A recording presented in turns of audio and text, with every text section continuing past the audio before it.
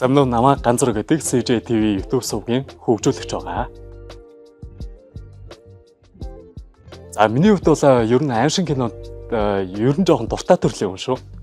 За тэгээд аимшиг киноны юу нь гоё вэ гэвэл за магадгүй найс нөхдөд ч юм уу гэр бүлийнхэнтэйгээ хамтдаа аимшиг кино үзэж байгаа тохиолдолд хажуудаага хүнээ цочхыг харах ер нь нэлээд дуртай.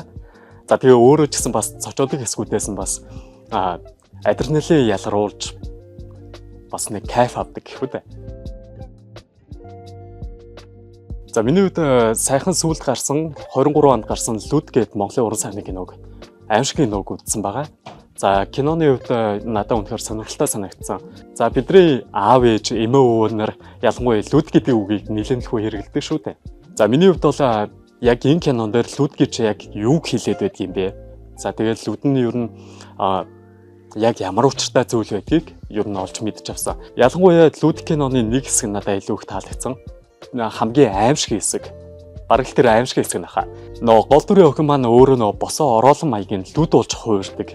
Тэр хэсэг надад нэлээд амар санагдсан. Бас тэндээсээс нэлээд ч цацсан доо.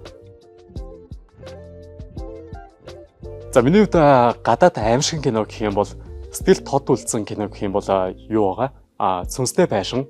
За тэгээд Франк Төрн тийм Хонх гэдэг бас Японы кино аимшиг кино байдаг шүү дээ. Ер нь энэ гурван кино ер нь илүү сэтгэл драма болж үлдсэн кино доо.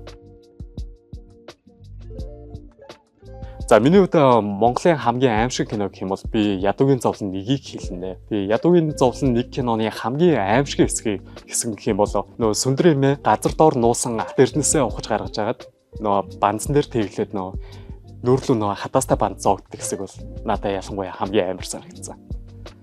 Тэгээд нөө нас орсныхаа дараа нөө сүнс нь нөө хөдрийн зүудэнд сүндрийн мэ орж ирдэг хэсэг надад бүр илүү их амар санагдсан да. Яг тэр газраас цус өргөлж гарч байгаа хэсэг үнэхээр бодит мэдрэмжийг төрүүлсэн. За миний та бүхэнд санал болгох 3 кино гэх юм бол Ядуугийн зовлон, Лүд. За тэгээд Зэтгэр гэсэн энэ 3 кино байгаа.